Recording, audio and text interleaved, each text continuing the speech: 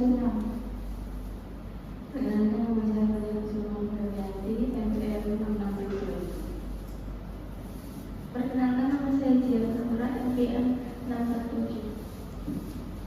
Perkenalkan nama saya Sekarang, MPR 112. Perkenalkan nama saya Elsa, MPR 742. Perkenalkan nama saya Zizi, MPR 741. Yang pertama, mengenai pengertian agensi teori. Teori keagenan atau agensi teori adalah konsep yang menggambarkan hubungan antara pemberi kontrak atau prinsipal dan penerima kontrak atau agen, di mana prinsipal mengontrak agen untuk dapat bekerja demi kepentingan serta tujuan dari prinsipal, dan prinsipal memberi wewenang kepada agen untuk membuat keputusan supaya dapat mencapai tujuan tersebut. Kemudian ada unsur-unsur agensi teori. Unsur-unsurnya ada 6. Yang pertama, prinsipal, yaitu pemberi tugas, adalah pihak yang memiliki sumber daya, kekuasaan, atau kepemilikan atas sesuatu tetapi tidak bisa atau tidak mau menjalankan semua aktivitasnya sendiri. Yang kedua, yaitu agen pelaksana tugas, adalah pihak yang menerima tugas dari prinsipal untuk menjalankan operasional, membuat keputusan, dan bertindak atas nama prinsipal dalam mencapai tujuan tertentu. Yang ketiga, yaitu kontrak atau perjanjian kerja, adalah kesepakatan formal atau informal antara prinsipal dan agen yang mengatur hak, kewajiban, insentif, serta batasan tanggung jawab masing-masing pihak. Kemudian ada asimetri informasi, yaitu unsur yang terjadi ketika agen memiliki akses informasi yang lebih banyak dan lebih akurat dibandingkan prinsipal. Unsur ini merupakan akar utama dari permasalahan agensi. Kemudian ada konflik kepentingannya, yaitu unsur yang terjadi karena prinsipal dan agen memiliki tujuan yang tidak selalu sejalan. Unsur ini bisa menyebabkan kerugian jangka panjang bagi prinsipal jika tidak dikendalikan. Kemudian ada risiko dan ketidakpastian, yaitu suatu hal yang muncul karena prinsipal tidak bisa sepenuhnya memprediksi atau mengendalikan tindakan agen, dan hasil kerja agen juga bisa dipengaruhi oleh faktor luar. Kemudian ada permasalahan teori agensi, ada moral hazard. Moral hazard yaitu situasi di mana agen bertindak tidak sesuai dengan kepentingan prinsipal karena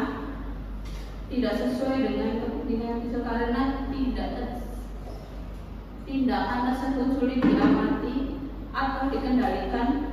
Misalnya, manajer bisa mengambil keputusan investasi yang berisiko tinggi karena tidak menanggung langsung kerugiannya. Kemudian ada adverse selection. Adverse selection yaitu masalah yang terjadi sebelum hubungan agensi dimulai.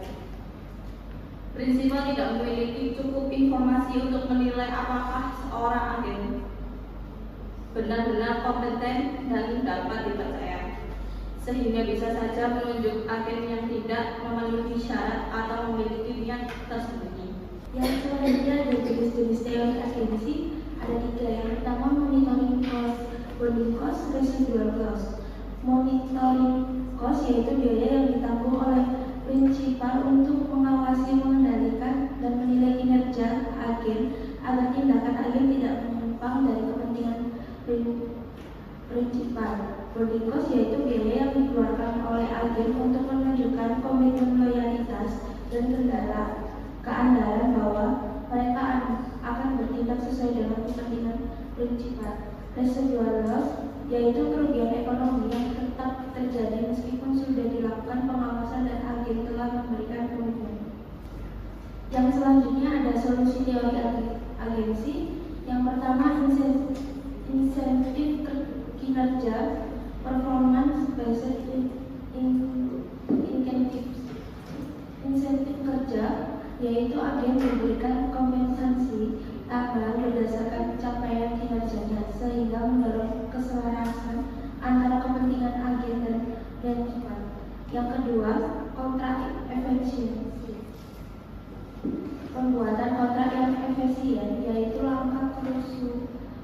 sosial untuk mengatur hubungan kerja antara prinsipal dan agen secara tertulis dan terstruktur. Selanjutnya yang ketiga adalah pengawasan eksternal atau external monitoring, yaitu dengan melibatkan pihak ketiga yang independen untuk memonitor tindakan dan keputusan agen. Yang keempat, keterbukaan informasi atau disclosure, yaitu keterbukaan ini mencakup penyampaian data dan informasi penting seperti laporan keuangan, kebijakan manajemen, strategi perusahaan, serta potensi konflik kepentingan. Selanjutnya, pengertian signaling teori atau teori sinyal, yaitu manajer memiliki informasi yang lebih lengkap dan akurat mengenai nilai perusahaan dan faktor-faktor yang mempengaruhi nilai suatu perusahaan, yang mana hal tersebut tidak diketahui oleh pihak luar seperti investor. Serta manajer merupakan orang yang selalu berusaha memaksimalkan insentif mereka. Tujuan dari teori sinyal yang pertama menarik minat dan kepercayaan investor.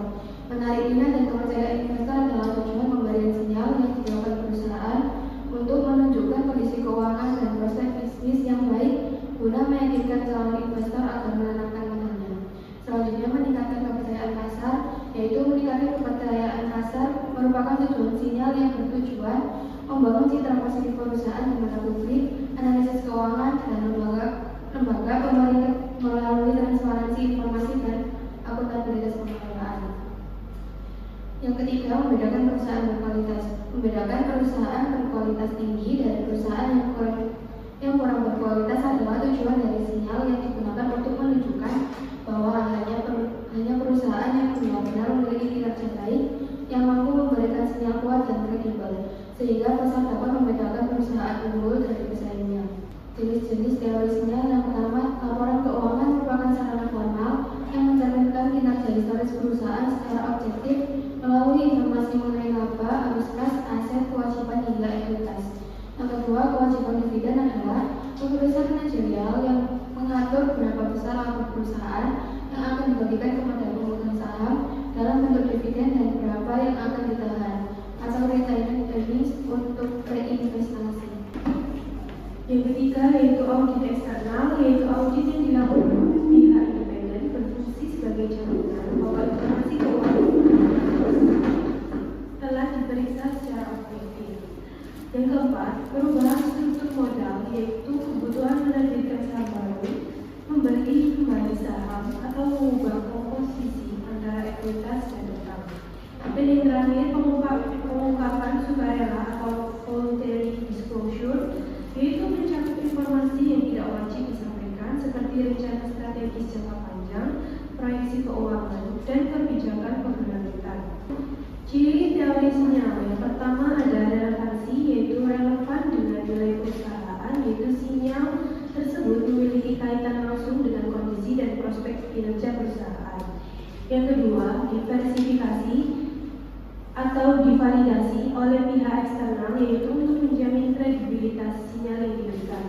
Yang ketiga yaitu tidak mudah ditiru atau plagiasi, tidak mudah ditiru oleh perusahaan berkinerja buruk, yaitu hanya perusahaan yang benar-benar memiliki kualitas tinggi yang sanggup memberikan sinyal tersebut karena biasanya memerlukan biaya atau reputasi tertentu. Yang keempat yaitu konsisten. Untuk konsistensi menunjukkan bahwa sinyal tersebut bukan keputusan sesaat atau strategi pencitraan berkala, melainkan bagian dari arah kebijakan jangka panjang perusahaan. Terima kasih. Apa ada yang ditanyakan dari para audiens?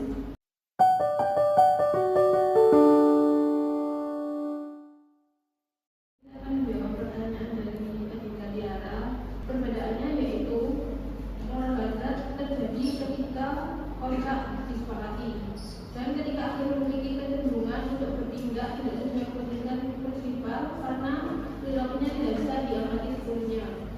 Contohnya yaitu manajer menyembunyikan biaya pribadi sebagai biaya perusahaan. Sedangkan untuk adverse selection yaitu terjadi sebelum kontrak dibuat ketika agen menyembunyikan informasi penting agar terlihat lebih baik di mata prinsipal. Contohnya yaitu calon manajer menyembunyikan pengalaman buruk atau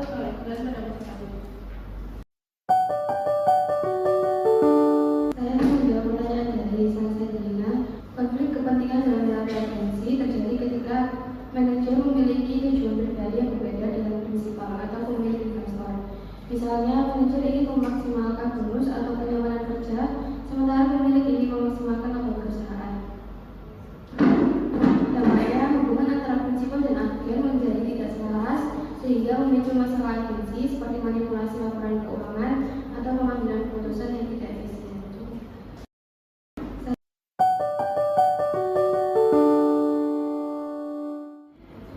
Saya akan menjawab pertanyaannya Desiva. Jadi, menurut kami, cara memastikan sinyal mencerminkan kondisi sebenarnya itu dengan cara yang pertama, kita itu melihat harus dengan audit independensi.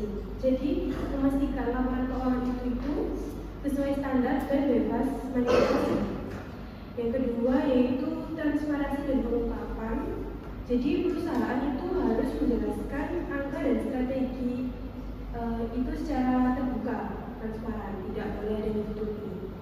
Yang ketiga yaitu oleh pengawasan regulator. Jadi semua sinyal itu harus diawasi oleh OJK dan BI agar bisa menindak pelanggaran. Seperti itu. Apa ada tambahan? Terima kasih.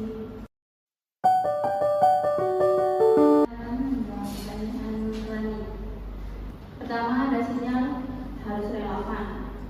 Sinyal harus berhubungan langsung dengan kualitas perusahaan, misalnya laba tinggi dan atau prospek pertumbuhan. Karena memastikan investor menafsirkan informasi dengan benar. Kemudian ada sinyal harus mahal atau sulit ditiru oleh perusahaan. Hanya perusahaan yang berkualitas tinggi yang mampu memberikan sinyal tersebut. Agar investor tidak tertipu oleh perusahaan berkualitas rendah yang berusaha meniru sinyal positif.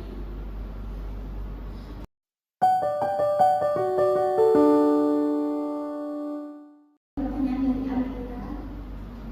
Jadi biayanya ada 3, yaitu biaya monitoring, biaya bonding, dan yang ketiga residual loss. Yang pertama, biaya monitoring. Biaya monitoring adalah biaya yang dikeluarkan oleh prinsipal untuk mengawasi agen. Misalnya, audit eksternal sistem perlaporan perkara. Kemudian, biaya bonding. Biaya bonding itu biaya yang dikeluarkan oleh agen untuk meyakinkan prinsipal bahwa tindakannya sesuai. Contohnya, asuransi tanggung jawab manajer. Kemudian yang terakhir yaitu residual loss adalah kerugian akibat ketidaksesuaian kepentingan yang masih terjadi meskipun ada monitoring dan bonding. Contohnya, manajer tetap memilih proyek aman dengan rendah untuk menghindari risiko, padahal investor ingin pertumbuhannya tinggi. Cukup? Saya akan menjawab pertanyaan Nana.